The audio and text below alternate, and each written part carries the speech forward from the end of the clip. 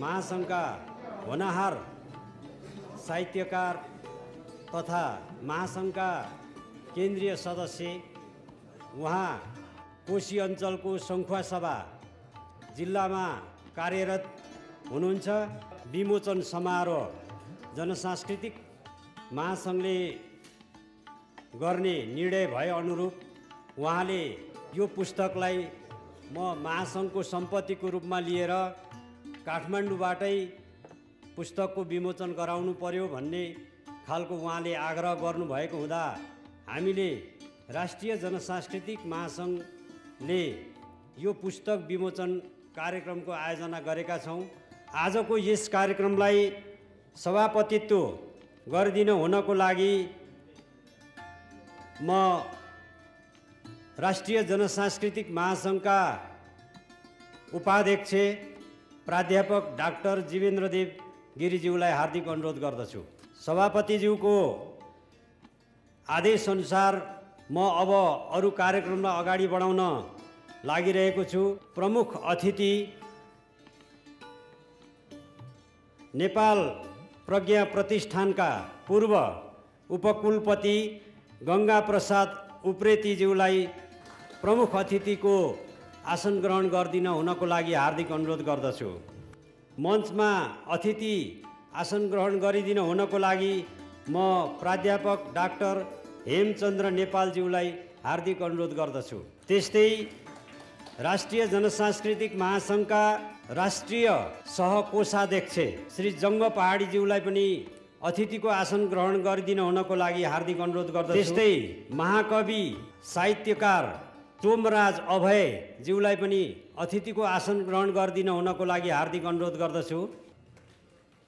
त्यस्तै रामप्रसाद प्रदीपज्यूलाई पनि अतिथिको आसन ग्रहणको लागि हार्दिक अनुरोध गर्दछु।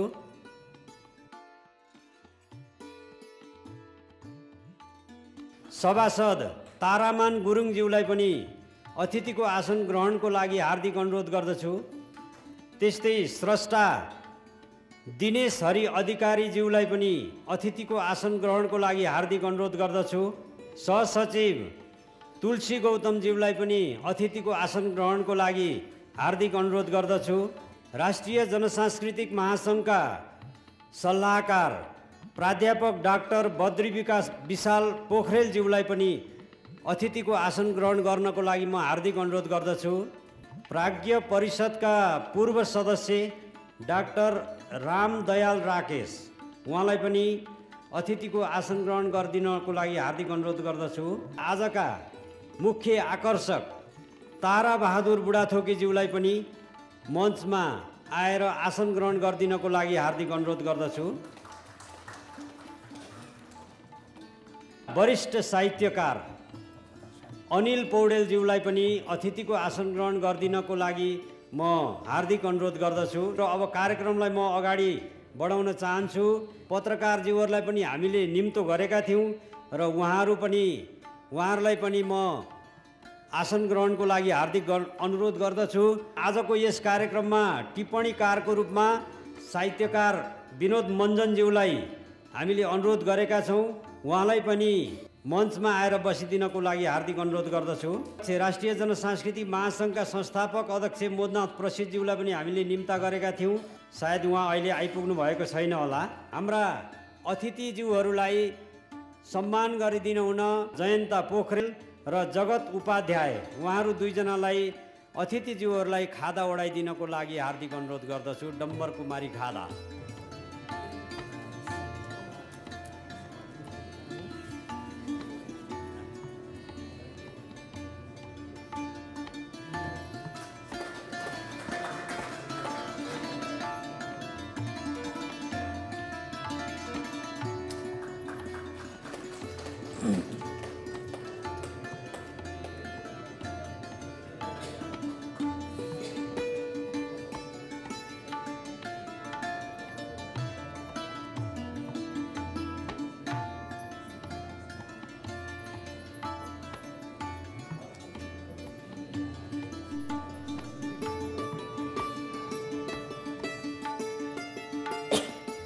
सम्पूर्ण पत्रकारहरूको तर्फबाट दिपेन्द्र बान्तवाजीले यो डम्बर कुमारी खादा ग्रहण गरिदिनको लागि हार्दिक अनुरोध गर्दछु।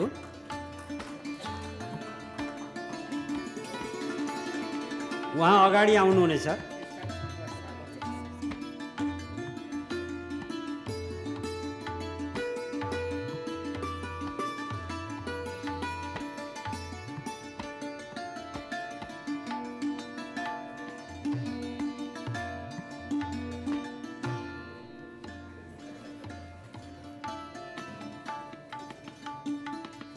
यो विमोचन कार्यक्रमलाई उपस्थिति दिइरहनु हुने सम्पूर्ण आदरणीय स्रष्टा, साहित्यकार तथा सम्पूर्ण विद्वान वर्गहरूलाई दुई शब्दले स्वागत गरिदिन हुनको लागि म गायत्री विष्टज्यूलाई हार्दिक अनुरोध गर्दछु। स्रष्टा एवं उपस्थित सम्पूर्णमा मेरो न्यानो अभिवादन। मानिस चेतनशील प्राणी भएकोले ऊ आफूलाई अब्बल बनाउन चाहन्छ, जसका लागि उसले देश र समाजका लागि विशिष्ट योगदान दिने बाटो रोजेको हुन्छ। त्यस्ता विविध बाटाहरूमध्ये एक साहित्य पनि हो। विचारका संवाहकहरूले समाज परिवर्तन र देश उन्नतिका विचारहरू साहित्यमा दर्शाएका हुन्छन्। त्यस्तै आज स्रष्टा ताराबहादुर बुढाथोकीद्वारा लिखित पुस्तकको विमोचन समारोहको अवसर पारेर सृजना र स्रष्टाको चर्चा गर्न हामी यहाँ सहभागी भएका छौँ। यस समारोहमा यस पुस्तकको र स्रष्टाको बारेमा समालोचकहरूले चर्चा गर्नुहुनेछ। मलाई सांस्कृतिक महासङ्घले स्वागत कार्यक्रमको जिम्मेवारी दिएको छ। त्यसैले म यस कार्यक्रमका प्रमुख अतिथि पूर्व उपकुलपति गङ्गा उप्रेतीज्यू, अतिथिहरू, समालोचक, अग्रस्रष्टा एवं उपस्थित सम्पूर्णमा स्वागत अभिवादन टक्राउँछु। स्वागतम स्वागतम स्वागतम। पुस्तक विमोचन गरिदिनका लागि आजका प्रमुख अतिथि नेपाल प्रज्ञा प्रतिष्ठानका पूर्व उपकुलपति गङ्गा प्रसाद उप्रेतीज्यूलाई म हार्दिक अनुरोध गर्दछु।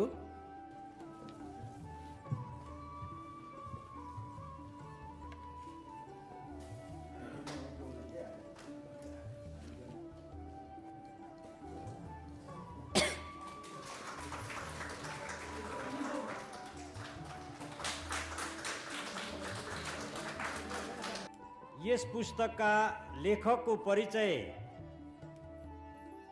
को लागि मैले वरिष्ठ साहित्यकार अनिल पौडेलज्यूलाई हार्दिक अनुरोध गर्दछु। सङ्खुवासभा जिल्ला विकास निर्माणको हिसाबले सबैभन्दा पछाडि परेको, छायामा परेको, ओझेलमा परेको भए पनि यो चेतनाको हिसाबले अगाडि जिल्ला हो, उर्वर जिल्ला हो। हामी पारिजातको नाम लिन्छौँ, हामी हरिभक्त कटुवालको नाम लिन्छौँ। यी स्रष्टाहरू सङ्खुवा सभामा उहाँहरूको चाहिँ पिता पुर्खा हुनुहुन्थ्यो भनिन्छ। अब यो हाम्रो कार्यक्रममा विद्वान सङ्खुवा सभाकै अब अग्र साहित्यकार हेमचन्द्र नेपालजी हुनुहुन्छ, अन्य साहित्यकारहरू पनि हुनुहुन्छ, उहाँहरूलाई थाहा होला बढी। सङ्खुवा सभाको पहिलो कवि भनेर धनवीर सिंह भण्डारीलाई चिनिन्छ भनेर रविमान लम्जेलज्यूले कोशी अञ्चलको साहित्यिक इतिहासमा लेख्नु भएको छ। त्यस पछाडिको हामीले चाहिँ पिँढी हेर्दै आउने हो भने कान्छो पिँढीमा आजका लेखक, आजको यो कृतिका कृतिकार जो साहित्यिक क्षेत्रमा आफूलाई पाखरी बासे कान्छो भन्नुहुन्छ, ताराबहादुर बुढाथोकी पनि पर्नुहुन्छ। ताराबहादुर बुढाथोकीलाई राजधानीले नचिन्न सक्छ। उहाँ आफैले यो कार्यक्रमको माथि लेख्नुभएको छ सङ्खुवा सभाको स्रष्टा भनेर। सङ्खुवा सभाको होइन, देशभरिकै स्रष्टा हो उहाँ। त्यो सङ्खुवा सभा नभने नि हुन्थ्यो जस्तो लाग्छ। यो स्रष्टा 6 वर्षकी हुँदा आमाको मृत्यु भयो र यो टुहुरो बालक हिँड्दै, कुस्ती खेल्दै, सिक्दै यो ठाउँमा आज आइपुगेको हो। 2026 साल वैशाख 1 गते उहाँको जन्म भएको हो। मत्स्य पोखरी गाविस 2 सङ्खुवा सभामा उहाँले MA BEdसम्मको अध्ययन गर्नुभएको छ। वरुण बहुमुखी क्याम्पसमा प्राध्यापन गर्नुहुन्छ। हिमालय उच्च माविमा शिक्षण पेसा छ उहाँको। मकालु साहित्यिक समाज सङ्खुवा सभाको अध्यक्ष हुनुहुन्छ। उहाँको बुबाको नाम चन्द्रमाया बुढाथोकी र आमाको नाम खेमबहादुर बुढाथोकी हो। परमेश्वर 11औं अवतार हास्यव्यङ्ग सङ्ग्रह 64 उहाँको प्रकाशित कृति हो। सङ्खुवा सभा एक चिनारी यो उहाँको चाहिँ सङ्खुवा सभाको जिल्ला परिचय 68 मा प्रकाशित भएको कृति हो। जीवनको सीमारेखा उपन्यास 2068 मा प्रकाशित भएको छ। मैले थाहा पाएसम्म साझा प्रकाशनबाट उहाँको चाहिँ एउटा कृति स्वीकृत भएको छ र म्युजिक नेपालले सङ्खुवा सभाको लोक साहित्यको इतिहासको खोजी गर्नका लागि उहाँसँग केही समयपछि अनुबन्धन गर्दैछ। यस्ता स्रष्टाको बारेमा यहाँहरूलाई संक्षिप्त रूपमा चिनाउन पाउँदा मलाई धेरै खुसी लागेको छ। धन्यवाद। उहाँका कृतिहरूमा परमेश्वरको 11औं अवतार महाकाव्य सङ्ग्रह 2064 को यो पनि आइसकेको छ। त्यस्तै गरेर सङ्खुवा सभा एक चिनारी उहाँले 2066 सालमा प्रकाशित गरिसक्नु भएको छ। जीवनको सीमारेखा उपन्यास पनि 2067 मा निकालिसक्नु भएको छ। 22 जाति र 18 भाषाको लोकगीत सङ्ग्रह उहाँ तयार गर्दै हुनुहुन्छ। यसरी धेरै मेहनतका साथ उहाँ अगाडि लागिराख्नु भएको छ। त्यस्तै जनसाहित्यिक मञ्चबाट उहाँ सम्मानित पनि हुनुभएको छ। भानु स्वर्ण पदक उहाँले प्राप्त गरिसक्नु भएको छ। नेपालका दर्जनौं संस्थाहरूबाट पनि उहाँ अभिनन्दित हुनुहुन्छ र उहाँलाई यो कामको लागि अगाडि बढाउन प्रेरणाको पात्रको रूपमा उहाँले नै मलाई टिपोट गर्नुभएको रहेछ। उहाँको नाम नलिदी भएन भनेर जनक बराल ज्यूलाई यहाँ बोलाइदिनु भनेर उहाँले भन्नुभएको छ। जनक बराल सरलाई हार्दिक अनुरोध गर्दछु। उहाँले चाहिँ ठुलो प्रेरणा हाम्रा आजका लेखकज्यूलाई प्रदान गर्नुभएको रहेछ। उहाँलाई पनि मेरो तर्फबाट पनि विशेष धन्यवाद छ।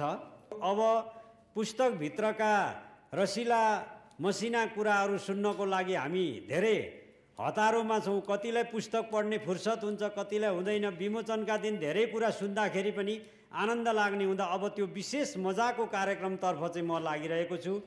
विनोद मञ्जनज्यूलाई यो पुस्तकमा भएका कुराहरूको टिप्पणी गरिदिनको लागि म हार्दिक अनुरोध गर्दछु। साएर भन्छु सकारात्मक नकारात्मक दुईटै कुरा। म आफूलाई लागेका कुराहरू प्रष्टसँग राख्नेछु। यसमा मलाई राम्रो लागेका राम्रा र नराम्रो लागेका नराम्रा। यसको यो आवरण जसरी आफू शिक्षण पेसामा भए जस्तै प्राकृतिक दृश्यले सजिएको र रङको हिसाबले पनि ज्ञान, स्वतन्त्रता र समानताको पक्षधर्ताको रङको प्रयोग गरिएको र निरन्तर बाटोमा हिँडिरहने, स्कुलतिर धाइरहने ज्ञानको रूपमा पुस्तक बोकेको देखाइएको छ। मलाई साह्रो मन परेको छ। उहाँ कृतिको हिसाबले यो चौथो कृति प्रकाशनमा छ। अब म यसमा भित्र पस्छु। यसमा निबन्धात्मक लेखहरू पनि छन्, ठाडो लेखहरू पनि छन्, टिप्पणीहरू पनि छन्, संस्मरणात्मक कथाहरू पनि छन्। ती कुरा कतै न कतैबाट मान्छेको जीवनमा छुनुपर्छ कि पर्दैन, जगतलाई गति दिनुपर्छ कि पर्दैन, आफ्नो ठाउँमा छ र भन्नेहरूले भन्छन् संस्मरण के सबै संस्मरण लेख्नुपर्छ कि पर्दैन, अथवा राम्रा मात्रै लेख्ने हो कि नराम्रा मात्रै लेख्ने हो कि आफूलाई ठुलो बनाउने मात्रै लेख्ने हो, यो एउटा विवादको विषय छ। तर जे भएका छन् त्यो लेख्न मिल्ने जति र व्यक्तिलाई उत्प्रेरित गर्ने र समाजलाई सचेत बनाउने चाहिँ लेख्नुपर्छ। र साहित्यको परिभाषामा भन्ने हो भने अलि अनौठो लाग्ने र आनन्द दिने र सन्देश दिने कुरा लेख्नुपर्छ। सामान्य कुरा सबै घिसिपिटी स्टाइलमा लेख्नुहुन्न भन्ने मेरो मान्यता छ। उहाँको यो पहिलोमा आमाका अभावमा 6 महिनामै आमा गुमाएका ताराबहादुर बुढाथोकीले आफ्नो टुरो जिन्दगीको आमाहरूप्रतिको माया, ममता र आमालाई सम्मान गर्नुपर्छ भन्ने दृष्टिकोण एकदम मार्मिक ढङ्गले प्रस्तुत गर्नुभएको छ। पहिलो शीर्षकमै यो आमा भन्नेमा हामी जसका आमा अहिले पनि हुनुहुन्छ उहाँहरूले आमालाई यदि दुर्व्यवहार गरेको छ भने त्यो पढुन्जेल चाहिँ आमालाई सम्मान गर्नुपर्छ, माया गर्नुपर्छ भन्ने दृष्टिकोण बनाउन सक्छ यदि बिग्रेको छ भने पनि। त्यसैले यो साह्रो उपयुक्त छ भन्ने लाग्छ। जब उहाँ आमाको गर्भबाट जन्मेको 6 महिनामा आमा गुमाएपछि उहाँ पढ्ने क्रममा स्कुल जानुभयो। स्कुल जाने क्रममा पनि गरिबीका कारण छिची र धुरुमा पर्नुभयो। उहाँ पढ्नमा तेज भएको कुरा यहाँ उल्लेख छ। उहाँ सानैमा आगो जोगाएर राख्ने अगेनोमा परेर डल्लो परेर झन्डै मरेको सन्दर्भ छ। कक्षामा प्रथम हुँदाखेरि पुष्पा म्यामले अर्को नजान्ने विद्यार्थीलाई गाला चड्का भन्दा साथीलाई बिस्तारै चड्काएको, पछि त्यही साथीले ल्याएर आँची खुवाइदिएको कुरा पनि लेखिएको छ। त्यसैले उहाँ आफूप्रति अन्याय भएको सम्भवतः आँची खुवाएको कुरा जो पाएले लेख्दैन, पछि तर ती साथीहरूले पछि आफू पश्चाताप गरेको कुरा यसमा उल्लेख छ। उहाँले विज्ञान र ऐच्छिक गणित लिएर अभ्यास गर्दाखेरि कापी नपुगेर कापी दिने यदु गौतमको यदु निरौलाको चर्चा छ र उहाँलाई पछि त्यो कपी र समयका अभावले उहाँले त्यो विषय नै छोड्नु परेको एउटा स्थितिको चित्रण छ। र यहाँ चाहिँ उहाँ आफू दुईटा दाइहरू र दिदीहरूले नपढे पनि उहाँलाई पढाउनका लागि सहयोग गरेको र उहाँले जस्तै यहाँ पढ्दाखेरि थाहा हुन्छ उहाँको कान कम सुन्नु हुँदो रहेछ।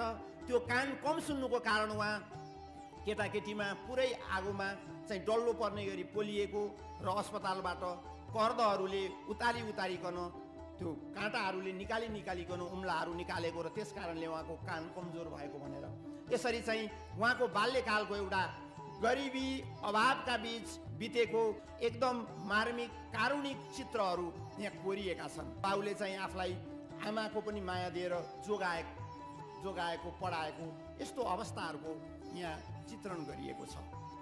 त्यसपछि उहाँले जागिर एसएलसी पास गरिसकेपछि त जागिर पाइन्छ भन्दाखेरि दुःख पाएका प्रसङ्गहरू छन्। एकजना व्यक्ति मितको नाता लाएर आएर कुखुराको मासु र भात टन्न खाएर भोलि चाहिँ वैध स्कुलमा तँलाई जागिर लगाइदिउँला भन्दाखेरि बाटामै तेरा पैसा खाइयो छैन भनेर पछि माग्दाखेरि खुकुरी हानेको सन्दर्भ पनि छ यहाँ। त्यसरी जागिर खाने क्रममा अनि स्वयंसेवकको रूपमा पढाउन गएको, स्वयंसेवकको रूपमा पढाएपछि पनि फेरि त्यहाँका एकजना त्यहाँको हेड सरले चाहिँ उहाँलाई हेड सरै बनाएर आफू प्रधान पञ्चको चुनाव लड्न गएको, तर उनले कम भोट ल्याएर हारेको र उहाँलाई फेरि षड्यन्त्र गरेर 6 महिनापछि हटाइएको दुनियाँभरि कथा व्यथाहरूलाई उहाँले एकदम सविस्तार चित्रण गर्नुभएको छ। र जागिरका लागि कति अप्ठ्यारो हुन्छ, कतिले घुस खान्छन्, कति अप्ठ्याराहरू छन्, यी सबै कुरालाई एकदम उहाँले मूलत त्यो शिक्षासँग सम्बन्धित आफूले शिक्षामा लागेको कुरालाई चाहिँ गर्नुभएको छ। यस्ता सन्दर्भहरूलाई हेर्दाखेरि हामी सबै आफ्नै सन्दर्भ पढे जस्तो पनि लाग्छ। यहाँनिर चाहिँ उहाँ साँच्चै इमान्दार संस्मरण लेखक हो भन्ने अनुभूति हुँदै गयो। जब आफ्ना बारेमा मान्छे नलुकाइकन भन्न थाल्छ तब त्यो मान्छे वास्तविक साहित्यकार हुन्छ। उहाँले राष्ट्रवादीहरूको चर्चा गर्ने क्रममा जो अकालमा मर्छ त्यो चाहिँ संयोग मात्रै हो, धेरै राष्ट्रवादीहरू अकालमा मरेका छन्।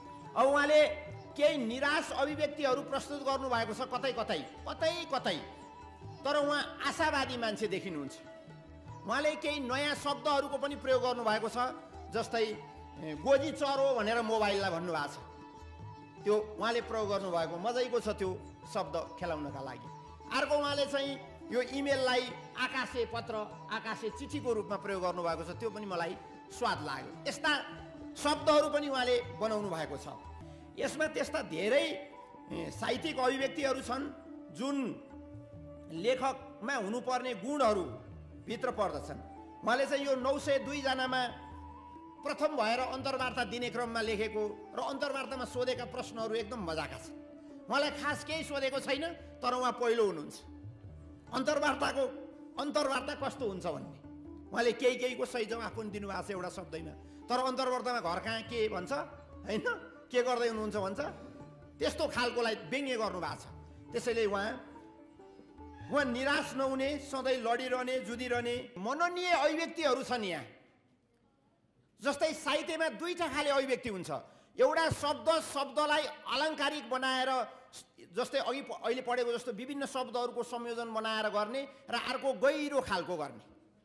जस्तै मान्छे आँसु नझर्दैमा रोएको हुँदैन, यसमा कुनै शब्दावली त छैन, तर त्यसको भनाइ गहिरो छ। यहाँ त्यस्ता धेरै अभिव्यक्तिहरू छन्। जस्तै प्रेम, जतिसुकै ठुला कुरा गरे पनि मान्छे प्रेमबाट पृथक हुनै सक्दैन, त्यस्ता अभिव्यक्तिहरू यहाँ छन्। त्यसैले यहाँ अब लोकगीतहरूको प्रशस्त प्रयोग गरिएको छ, यहाँ गजल पनि राखिएको छ, त्यसपछि कविताहरू छन्, यहाँ अरूका कविताको सन्दर्भहरू पनि छन्, राष्ट्रकविको कविताको सन्दर्भ पनि छ। संस्मरणको विशिष्ट कृति हामीलाई प्रदान गर्नुभएको छ साहित्यिक भण्डारमा। र यो सङ्खुवा सभा लगायत त्यो पहाडी भेगको र त्यसको सम्बन्धको, त्यहाँको रहनसहनको, त्यहाँको प्राकृतिक दृश्यको, त्यहाँको शिक्षाको, त्यहाँका मान्छेहरूले गरेको सफलताको जुन समग्रमा टिपोट गरिएको छ, त्यस हिसाबले ताराबहादुर बुढाथोकी पाखरीबासे कान्छोको यो साहित्यिक कृतिलाई सलाम गर्दै यस्ता कृतिहरू सरकारले केही गरे पनि नगरे पनि आफू मकालु साहित्यमा लगेर जुन आफ्नै खर्च गरेर लागिरहनु भएको छ र अपाङ्गहरूको हक हितका लागि लाग्दा आरोप प्रत्यारोप गरे पनि ती सबै कुरालाई आत्मसात गर्दै जुन अहिले जस्तै दृढतापूर्वक अगाडि बढिरहनु भएको छ, अगाडि बढिरहनेहरूले नै जित्छन्। र हरेक जलको थोपा जलमै खस्यो भने त्यसको अस्तित्व अझ व्यापक हुन्छ, तर सुगन्धदार, वासनादार, आकर्षक, कोमल फुलमा खस्यो भने पनि जलको अस्तित्व हराउँछ। त्यसैले आकर्षक, राम्रो, सुगन्धदार हुँदैमा त्यसमा खस्दा अस्तित्व रहने होइन। त्यसैले हामीले यो कुरालाई बुझ्दै, यो कुरालाई आत्मसात गर्दै साहित्यिक सिर्जनामा लाग्नेहरू अरू सामान्यहरूभन्दा अलि अगाडि नै हुन्छन्, त्यही ढङ्गले सोच्नुपर्छ र त्यही ढङ्गले सिर्जनामा लाग्नुपर्छ भन्ने दृष्टिकोणका साथ अरू कृतिहरू पनि पढ्न पाइनेछ भन्ने विश्वासका साथ यस्तै अगाडि छलाङ मार्दै जानुहोस् भन्ने अभिव्यक्तिका साथ मलाई यहाँ बोल्ने जिम्मेवारी प्रदान गर्नुभएकोमा हार्दिक धन्यवाद दिँदै बिदा हुन्छु। हस्त अभिवादन। यो किताब लेखन कार्य सम्पन्न भएको परिस्थिति हामीले पाएका छौँ र आज विमोचन भएको छ। म यो किताब लेखक हाम्रा ताराबहादुर बुढाथोकी र उहाँका सहयोगीहरूलाई समेत म व्यक्तिगत तर्फबाट र सङ्घ सभा क्षेत्र नम्बर 1 का सभासदको तर्फबाट म उहाँहरूलाई धन्यवाद दिन चाहन्छु। वास्तवमा यो किताबले जे जति उदाहरणहरू दिएर सङ्घ सभालाई चिनाउने प्रयास गरेको छ र मलाई लाग्छ यसले धेरै चिजहरूलाई समेट्नुपर्छ र उहाँ लगायत उहाँका सहयोगीहरूले धेरै कष्ट गर्नुभयो होला र म ताराबहादुर बुढाथोकीजीलाई म यही मञ्चबाट के भन्न चाहन्छु भने म सांसद भएको नाताले होइन या तारामान गुरुङ भएको व्यक्तिको नाताले होइन, तर उहाँको यो पुस्तक लेख्दा केही खर्च भयो होला र उहाँलाई मैले व्यक्तिले भन्दा पनि संस्थागत रूपमा म पछिल्लो समयमा केही सहयोग गर्ने म आश्वासन दिन चाहन्छु। वास्तवमा यो किताबले मलाई लाग्छ सङ्घ सभाका शिक्षा, स्वास्थ्य, राजनीतिक दललाई ज्ञान अनि विकास निर्माणमा अगुवाई गर्ने अनि त्यस पछाडि सङ्घ सभा जिल्लालाई शान्ति अनि सङ्घ सभा जिल्लालाई उज्यालो बाटोमा पुर्याउने पक्कै पनि विविध विषयहरूमा यो किताबमा लेखिएको होला। यो किताब आज प्रकाशित भयो।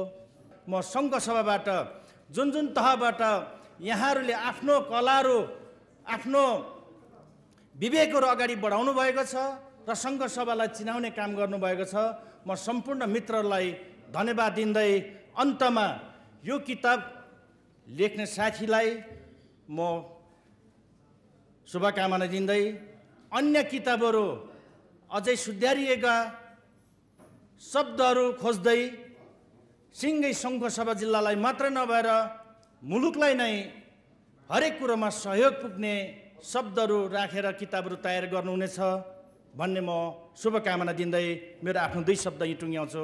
हस्, धन्यवाद, नमस्कार।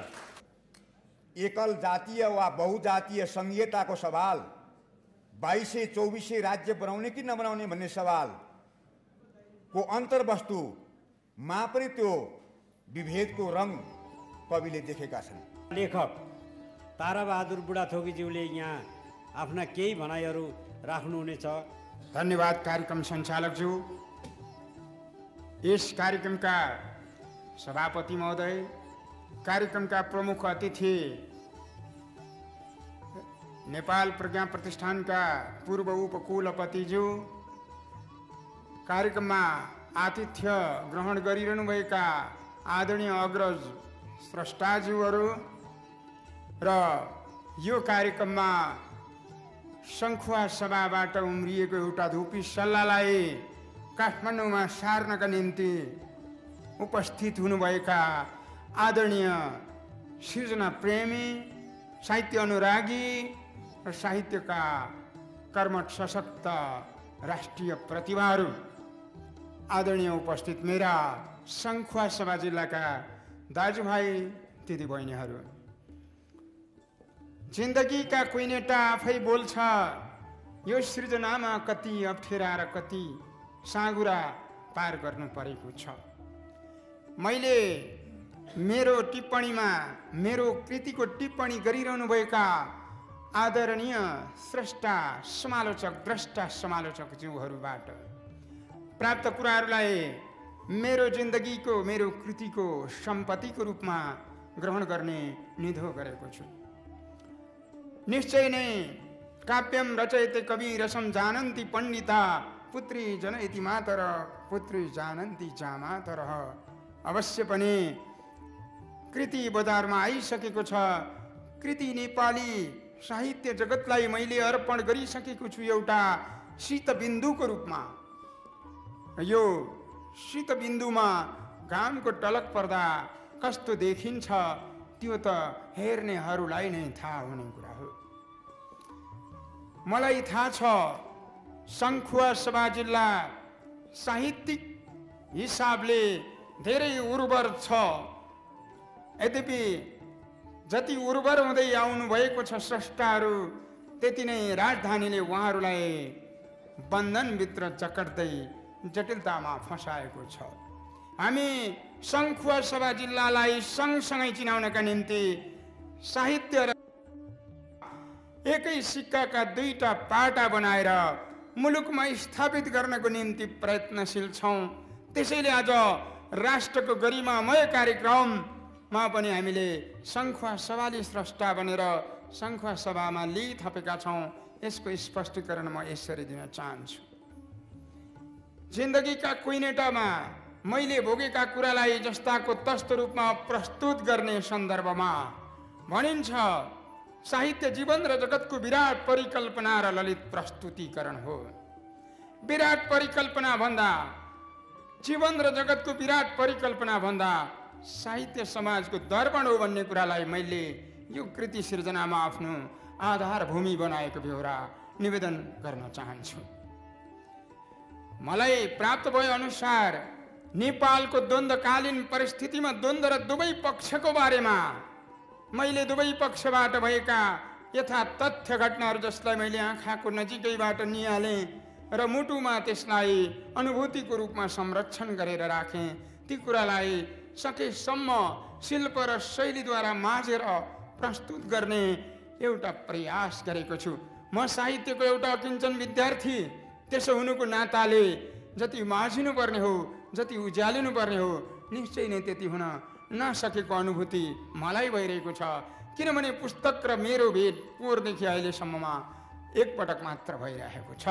राजधानीमा पुस्तक बनिरहेको थियो, म जिन्दगीका कुइनेटाहरू आफ्नै गाउँमा घुमिरहेको थिएँ।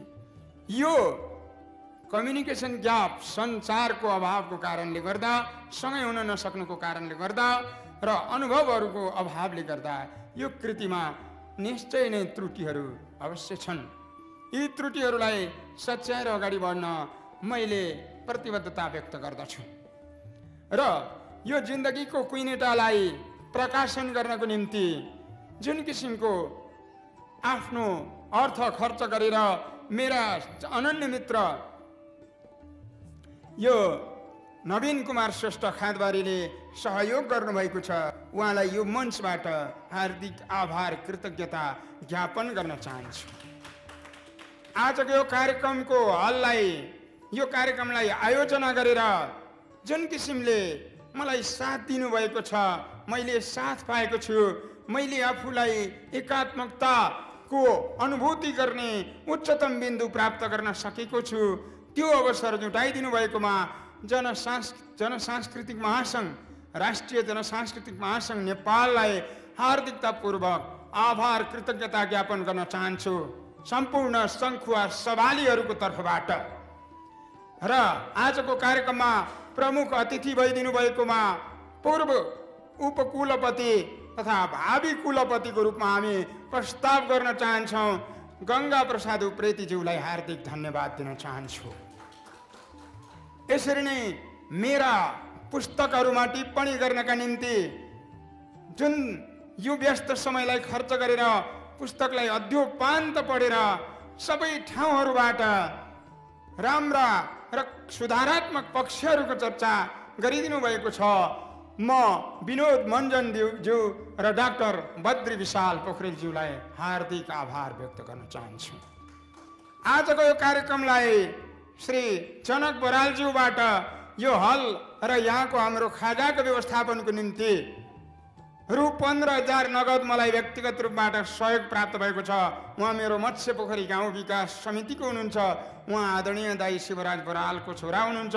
म अहिले दाईलाई पनि सँगसँगै सम्झिन चाहन्छु, उहाँको परिवारलाई सम्झिन चाहन्छु र सिङ्गो मेरो जन्मभूमि म मत्स्य पोखरीलाई पनि जनक बराल मार्फत हार्दिक सलाम भन्न चाहन्छु। र आज यो सभ्य सभामा व्यस्त समयहरू खास गरिकन पार्टीको अधिवेशन जस्तो महत्त्वपूर्ण समापनको समयलाई छोडेर हाम्रा आदरणीय जिल्लाका विशिष्ट महानुभावहरू आउनुभएको छ। उहाँहरूलाई म कृतज्ञता नदिई यो सभामा रहन सक्दिनँ।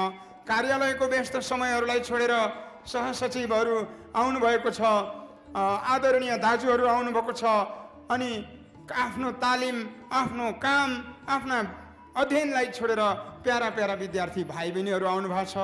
म साँच्चै गदगद भएको छु। आज आउने मान्छे वास्तवमा मेरो निम्ति महान उपस्थिति हो। यसलाई पनि म हार्दिक स्यालुट भन्न चाहन्छु। र सँगसँगै अब म लामो कुरा गर्न चाहन्न, कार्यक्रम लम्बिएको छ। यद्यपि हामी यो कार्यक्रमको विमोचन समारोह समापन भइसकेपछि हामी सङ्खुवा सभाका जति पनि यहाँ उपस्थित छौँ, हामी केही क्षण बसेर एउटा परिचयात्मक कार्यक्रम पनि गर्नुपर्छ भन्ने यहाँ प्रस्ताव राख्न चाहन्छु। र हामी आधा घन्टा परिचयात्मक कार्यक्रमलाई यहाँ हामी अगाडि बढाउँछौँ। यो समापन पछि यो प्रस्ताव राख्छु। अहिलेलाई मैले पत्रकार मित्रहरू र वरिष्ठ साहित्यकार मित्रहरूलाई पुस्तक दिने निधो गरेको छु। आज यो पुस्तक विमोचनको दिन भएको हुनाले 250 रुपियाँ छुटको साथ आज र भोलिको लागि बिक्री खुल्ला गरिएको छ यही ठाउँमा। र 100 रुपियाँमा हजुरहरू सबैले किनिदिएर कम्तीमा पनि अब यहाँ खाजामा लागेको खर्चहरू केही बढी लाग्यो भने त्यसलाई त बेहोर्न सहयोग गरिदिनु हुनेछ भन्ने अपेक्षा पनि गरेको छु। र सँगसँगै कृतिले जुन उचाइ प्राप्त गर्ला त्यो उचाइको जिम्मेवार मान्छेहरू आज उपस्थित हुनुभएको महानुभावहरू हुनुहुन्छ। प्रकाशकलाई यसको जिम्मेवारी दिनेछु। र यो सबै कुराको चाहिँ म एउटा चाहिँ सङ्खुवा सभाबाट निस्किने भानु स्मारिका अब प्रकाशन हुँदैछ। आज हजुरहरू जति आउनु भएको छ हजुरहरूको जम्मै नाम, हस्ताक्षर र फोन नम्बरहरूलाई म जस्ताको तस्तै स्क्यान गरेर त्यो स्मारिकामा प्रकाशित गर्नेछु। र त्यो आज आउने मान्छेहरू नै आज यस पुस्तकले यदि मदन पुरस्कार प्राप्त गर्यो भने, राष्ट्रको कुनै सम्मान प्राप्त गर्यो भने आज आउने, आज बोल्ने, आज सही गर्ने मान्छेहरू नै त्यसको भागीदार हुनुहुने म जानकारी गराउँदै यहाँहरू सबैमा हार्दिक कृतज्ञतापूर्वक आभार व्यक्त गर्दै मलाई जुन माया दिनुभएको छ यो माया म शब्दमा मूल्य चुकाउन सक्दिनँ। म हृदयदेखि नै हार्दिक गदगद हुँदै सम्मान चढाउन चाहन्छु। धन्यवाद, नमस्कार, अभिवादन। स्रष्टाहरू र साहित्य अनुरागी विद्वान विदुषीय एवं पत्रकार मित्रहरू, सर्वप्रथम म यहाँहरूलाई हार्दिक अभिवादन गर्न चाहन्छु। अभिवादनको साथसाथ म सर्वप्रथम ताराबहादुर बुढाथोकीजीलाई हार्दिक बधाई दिन चाहन्छु। उहाँले ग्रामीण क्षेत्रमा बसेर, ग्रामीण क्षेत्र पनि त्यस्तो महत्त्वपूर्ण ठाउँ जसको नेपाली समाजको रूपान्तरणमा जुन ठाउँको धेरै ठुलो भूमिका छ, राजनैतिक रूपमा, सांस्कृतिक रूपमा, बौद्धिक रूपमा, भाषिक रूपमा, विभिन्न क्षेत्रमा, त्यस क्षेत्रमा बसेर आफूले बटुलेका जीवनका जो अनुभवहरू छन् ती अनुभवहरूलाई नेपाली सम्पूर्ण पाठकहरू समक्ष स्मरणको रूपमा सार्वजनिक गर्नुभएको छ र यो किताब मैले पढ्न पाएको छैन र मात्र त्यहाँ बसेर मैले केही हेरेँ, भूमिकै हेरेँ मैले। भूमिका अघि हाम्रो वक्ताले भूमिका हेरिन भन्नुभयो। भूमिका हेर्दैमा चाहिँ विचारले गरिहाल्दैन, त्यो भूमिकामा के किसिमले चाहिँ किताबको मूल्याङ्कन गरिएको छ भनेर भूमिका हेरेँ मैले त्यहाँ। त्यो बाहेक कि आज विशेष गरी दुईजना साथीहरू जो पोखरेलजी र दुई समालोचकले यसभित्र पसेर जो विवेचना गर्नुभयो त्यो विवेचनाकै आधारमा भन्दा हुँदै किताबको धेरै मूल्य रहन्छ भन्ने म सम्झन्छु। त मेरो विचारमा साहित्य भनेको एउटा समसामयिक यथार्थ जो छ त्यो यथार्थबाट ग्रहण गरेको अनुभवलाई आफ्नो कलात्मक चेतनाले परिशोधन गर्दै व्यक्त दिएको एउटा सशक्त ऊर्जापूर्ण विचार हो साहित्य। र त्यो यथार्थलाई कसरी ग्रहण गर्ने त्यो एउटा विधि छ। नेपालको यथार्थ भनेको ग्रामीण समाज हो। त ग्रामीण समाजमा घटेका प्रत्येक घटनाक्रमहरूलाई केन्द्रबिन्दुमा राखेर समसामयिक समाजका अन्तर्विरोधलाई विश्लेषण गर्ने हो भने एउटा राम्रो चिज आउँछ र त्यो चिजले समसामयिक यथार्थलाई व्यक्त गर्छ। र यस आधारमा यो किताबको महत्त्व मैले दुई प्रकारले देखेको छु।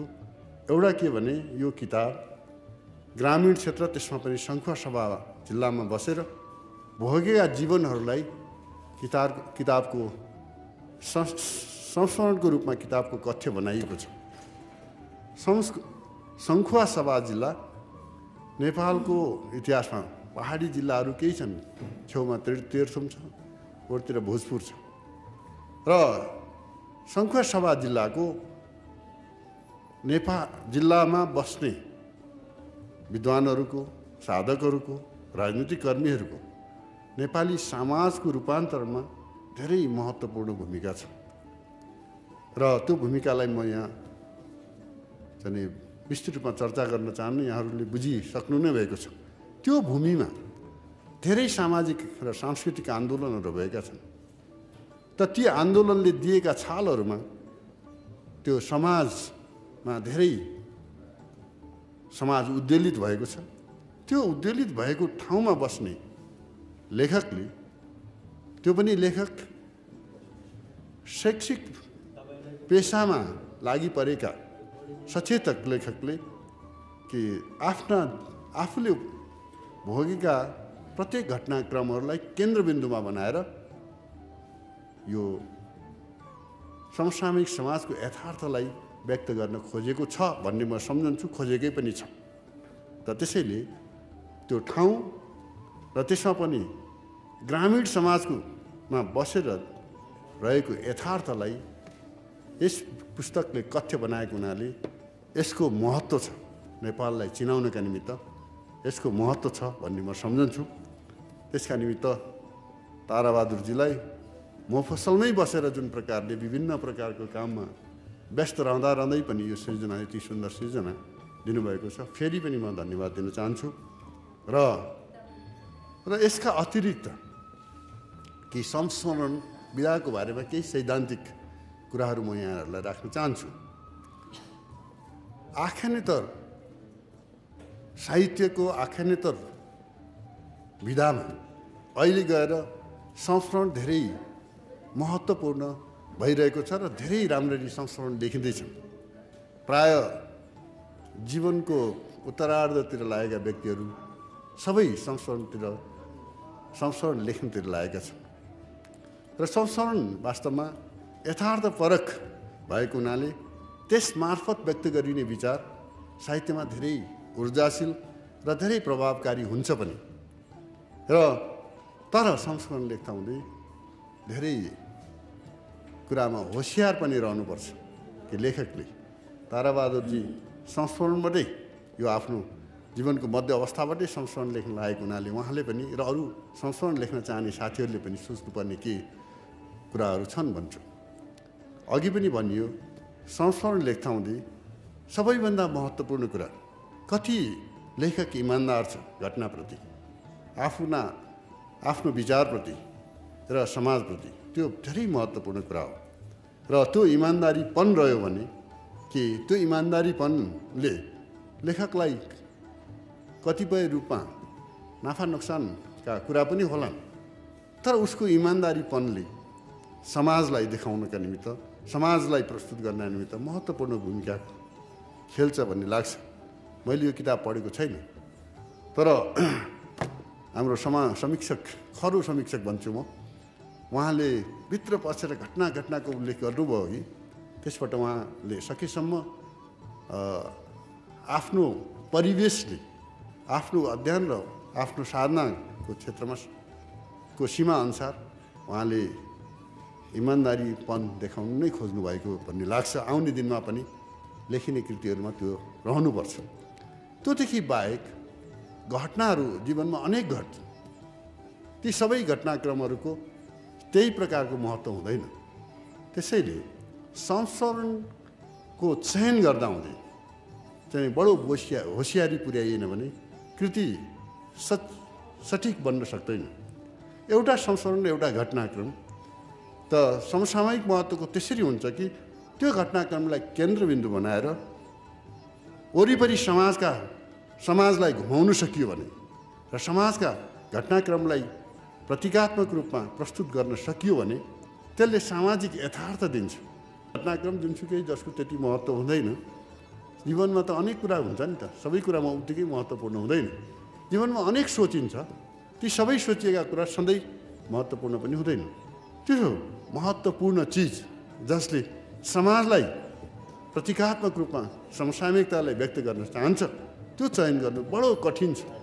संस्मरण लेखनको त्यो एउटा चाहिँ चुनौती पनि हो। त यी दुईटा कुरालाई पार गर्दै, यिनीहरूमा होसियार रहँदै ताराबहादुरजीले फेरि पनि अब जीवनमा अनेकौँ चिजहरू हुन्छन् र तीलाई साहित्य मार्फत, संस्मरण मार्फत अभिव्यक्त गर्न खोज्नुभयो भने उहाँमा धेरै राम्रो सम्भावना छ। उहाँले बुझेर बोलेर पनि आफ्नो यसको पृष्ठभूमिमा बताइसक्नु भएको छ। चीनको पनि एउटा विशिष्ट, चीन एउटा बडो जटिल देश, यो धेरै जटिलता छ, तर आफ्नो बाँच रहेको प्रान्तको चाहिँ यो सामाजिक जटिलता छ, त्यो जटिलतालाई मूल विषयवस्तु बनाएर कलात्मक अभिव्यक्ति गर्दा आज त्यो विश्वका धेरै भाषामा अनुदित पनि भयो, नोबेल पुरस्कार पनि पायो। र ती खजनाहरूलाई साहित्य मार्फत उतार्ने प्रयत्न गर्नुहोस् र त्यो प्रयत्न गर्दा हुँदै दुईवटा कुरामा एउटा महत्त्वपूर्ण कुरामा ख्याल गर्नुहोस्। त्यो के हो भने तपाईँले देखाएको चिजले मुलुकलाई अघि ढेल्नका निमित्त कुन रूपले भूमिका खेलेको छ, त्यो कुरा ख्याल गर्नुहोस्। र तपाईँले देखाएको चिज कति कलात्मक छ र सौन्दर्य चेतना तपाईँमा भएको त्यसलाई कति प्रकट गर्न सक्नुभएको छ, यी दुईवटा कुराले तपाईँको साहित्य राष्ट्रिय रूपमा पनि स्थापित हुन्छ र नजान्दै मोयानको उपन्यास, उहाँका नाटक, उहाँका कृति जस्तै ती स्वतः अन्तर्राष्ट्रिय रूपमा पनि स्थापित हुन्छ। सृजनामा नेपाललाई काम लाग्ने सृजना जुनसुकै लेखकलाई भेला पारेर उसका कृतिहरू पठन गर्ने, वाचन गर्ने र सुनाउने प्रयत्नहरू सुरु गरेको छ। र आफू अन्तर्गतका स्रष्टाहरूलाई चाहिने जुन स्रष्टाहरूले विभिन्न परिवेशमा विभिन्न प्रकारले आफ्नो सृजनाहरू बनाएर त्यसलाई प्रकाशित पनि गर्ने सकेसम्म त्यो चाँजो मिलाइदिने र प्रकाशित कृतिहरूलाई यसरी चाहिँ सार्वजनिक गरिदिने जुन परम्परा सृजना गरेको छ, त्यसले लेखकहरूलाई र अरू यस वृत्तभित्र नरहेका अरू लेखकहरूलाई पनि यसका गतिविधिहरू बुझ्नका निमित्त चाहिँ धेरै महत्त्वपूर्ण भूमिका गर्नेछ र यसभित्रका लेखकहरूलाई त प्रोत्साहित पनि गर्नेछ। त यो काम उहाँहरूले जसरी अहिले सुरुवात गर्नुभएको छ, के अहिले भनिन्छ नि यो भर्खरै हाम्रो पार्टीको महाधिवेशन सकियो कि अब प्रत्येक क्षेत्रमा उत्पादन भएन भने संसारमा केही हुँदो रहेछ। विचारको उत्पादन, आर्थिक उत्पादन, सृजनाको उत्पादन, त त्यो उत्पादनतिर सबै लागौँ भन्ने जुन लाग्दा नै एउटा समृद्ध नेपाल बन्ने रहेछ। र स्वाभिमानयुक्त नेपाल बन्निरहेछ र विश्वले चाहिँ ख्याल गर्नुपर्ने नेपाल बन्निरहेछ भन्ने प्रकारको जुन चेतना, जुन एउटा वैचारिक निर्देशन चाहिँ ठुलो छलफलपछि साथीहरूले निकाल्नु भएको छ।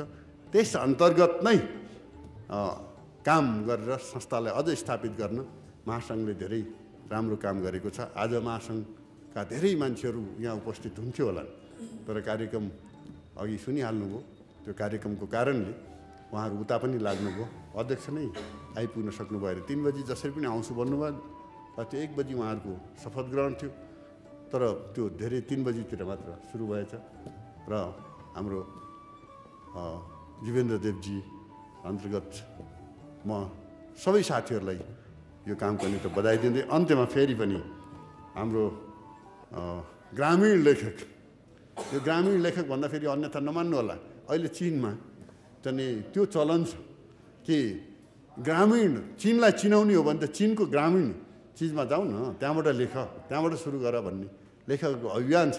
त्यस्तै हाम्रो ग्रामीण क्षेत्रबाट बसेर राष्ट्रिय रूपमा चाहिँ उद्वेलित गर्ने विचार दिने लेखकलाई फेरि बधाई दिन्छु र उहाँको सफलताको कामना गर्दै म आफ्नो मन्तव्य टुङ्ग्याउँछु। धन्यवाद। राष्ट्रिय जनसांस्कृतिक महासङ्घले सिर्जनाका क्षेत्रमा विभिन्न महत्त्वपूर्ण कामहरूमा हात हालिरहेको छ।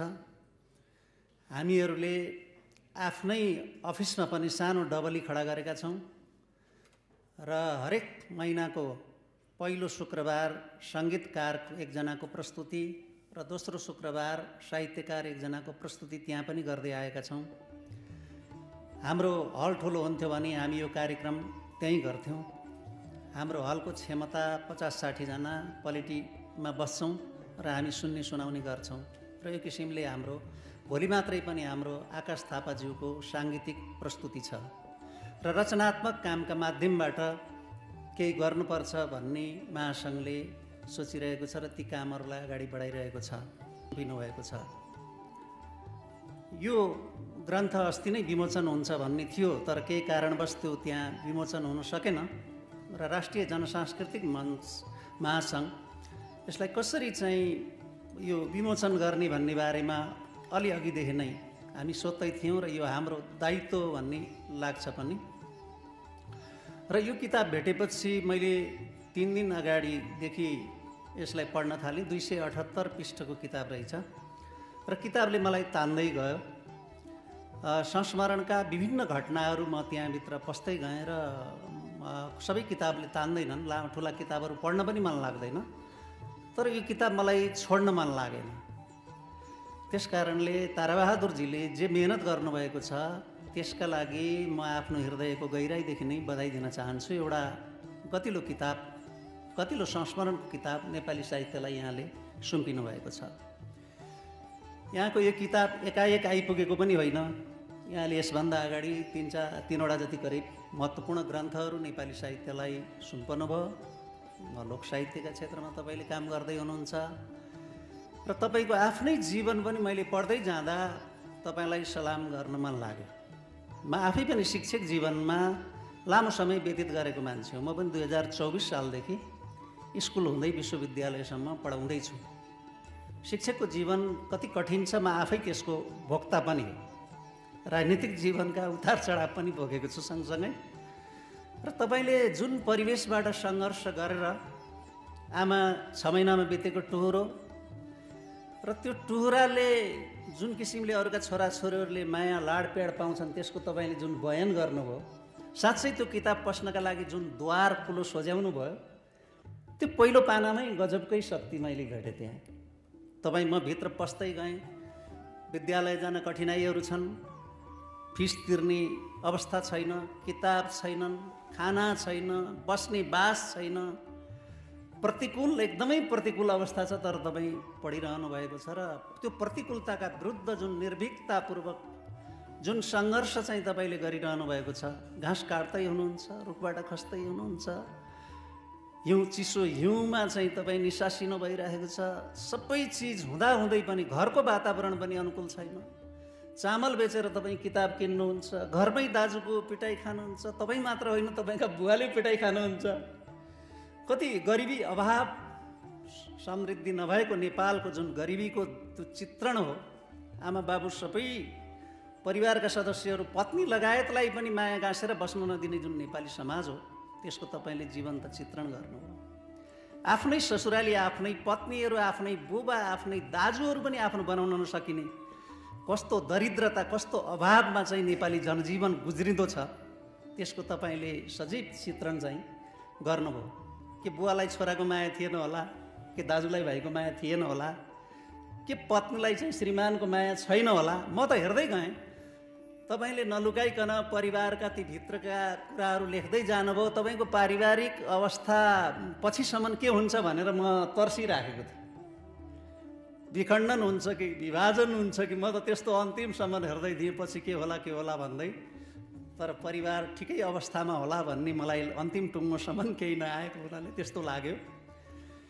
अनि तपाईँको शिक्षक जीवनका लागि जुन खालका तपाईँले मेहनत गर्नुभयो, अथवा गाउँमा जुन पक्षपात छ, पक्ष गरिन्छ, सम्पन्नलाई चाहिँ जुन खालको अवसर दिइन्छ, त्यसका विरुद्ध पनि तपाईँले नाना सङ्घर्षहरू गर्नुभयो।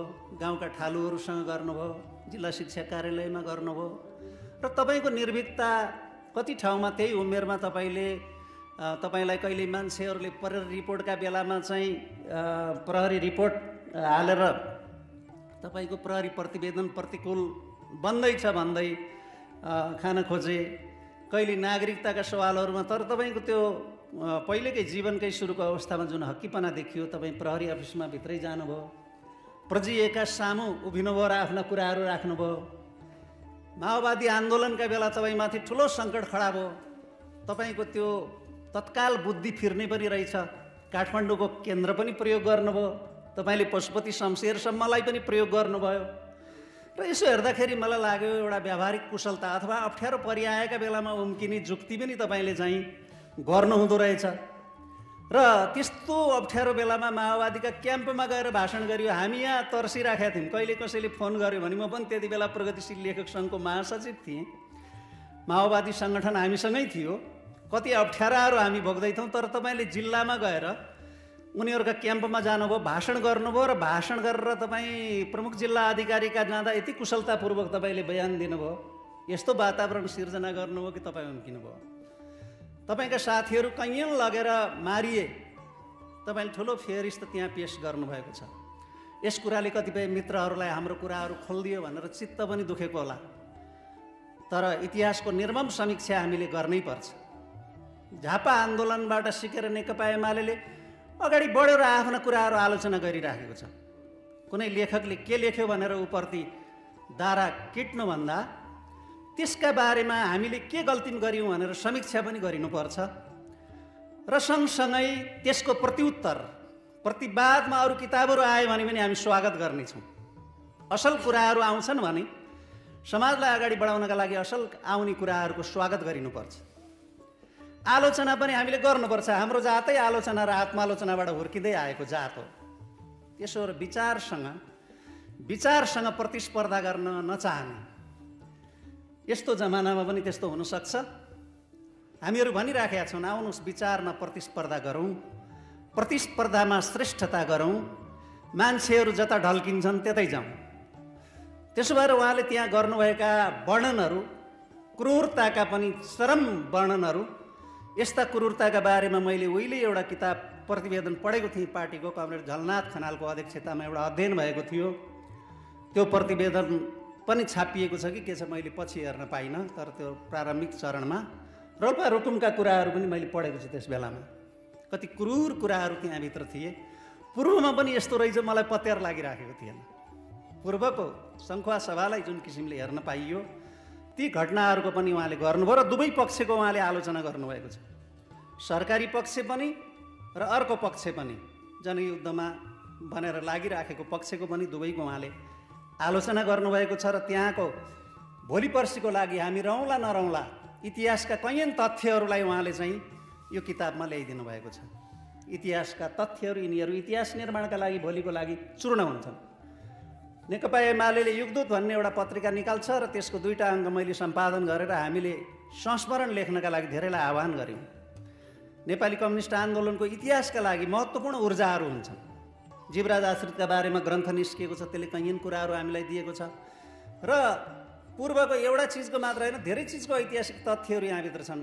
विद्यालयहरूका शिक्षाको कसरी विकास हुँदै आयो, समाजसेवाका काममा कसरी राम्रा राम्रा नराम्रा कामहरू भए, विभिन्न खालका ती सामाजिक पक्षहरूका पनि यहाँ भेटिन्छ। र तपाईँले त्यहाँको प्रकृति, त्यो गुराँसको वर्णन, मलाई त्यो गुराँसको वर्णनले पनि तिनचुले के त्यो मैले भन्नुभएको छ। र ती चिजहरू सारा त्यहाँको जुन सङ्खुवा सभालाई चिनाउने पनि भित्रभित्रै सँगसँगै यतापट्टि राजनीतिक पाटो आएको छ, शैक्षिक पाटो आएको छ, सामाजिक पाटो आएको छ। तपाईँ आफै कलाकार हुनुहुँदो रहेछ, सांस्कृतिक कुरा पनि आएको छ, कतै मारुनी नाच लिएर तपाईँ हिँड्नुभएको छ। त्यसो भएर तपाईँको त्यो प्रतिकूल परिवेशमा पनि तपाईँले जे कुरामा सफलता प्राप्त गर्दै जानुभयो, यसले मलाई लाग्छ यो किताब पढ्ने भाइ बहिनीहरू अथवा समाजका अरू मान्छेहरूका लागि पनि प्रेरणाको एउटा ठुलो स्रोत हुनसक्छ। सशक्त किसिमले तपाईँका पक्षमा उभिने ठाउँ तपाईँले दिनुपर्छ। त्यस्ता कतिपय अलमलका ठाउँहरू छन्। तपाईँ चण्डी पाठ गर्नुहुन्छ, तपाईँ मन्दिरमा गएर चाहिँ तपाईँ अनेक किसिमका भक्तिहरू प्रदर्शन गर्नुहुन्छ, र अरू कैयन ठाउँहरू छन् त्यस्ता खालका जहाँ तपाईँ आफैले चाहिँ विचार गर्नुपर्छ र मुलुक बदल्ने हो भनेदेखि प्रगतिवादी चिन्तनभन्दा अर्को चिन्तन हुन सक्दैन। त्यसो भएर आफ्नो कित्तालाई बडो प्रष्ट पार्दै, साफ पार्दै र विचारलाई पनि प्रष्ट पार्दै तपाईँ अगाडि बढ्नुपर्छ। र यसरी जान सकियो भने तपाईँ हाम्रो कित्ताको मात्र होइन, नेपाली साहित्यकै क्षितिजमा तपाईले भोलि एउटा जुन किसिमको मैले चाहिँ त्यो उज्यालो देखिराखेको छु तपाईँको कृतिमा, लेखनको शैलीमा, वाक्य गठनहरूमा, कैयन किताबहरू म सम्पादन गर्छु, तर तपाईँको लेखन जुन छ वाक्य गठनहरू ती लोभलाग्दा छन्। अलङ्कारहरू, प्रतीकहरू, बिम्बहरू पडम लाग्ने खालका तिनीहरू तपाईँले चयन गर्नुभएको छ। त्यसो भएर राष्ट्रिय जनसांस्कृतिक महासङ्घलाई तपाईँले यो अवसर प्रदान गर्नुभयो र यसका लागि हामी तपाईँप्रति कृतज्ञ छौँ। र यस्तै कृतिहरू आइराखुन् र हामीहरूले यस्ता कार्यक्रमहरू बारम्बार आयोजना गर्न पाइयोस्। यिनै कुराहरू राख्दै र तपाईँको उज्जवल भविष्यको कामना गर्दै आफ्ना केही शब्द यही टुङ्ग्याउँछु। धन्यवाद।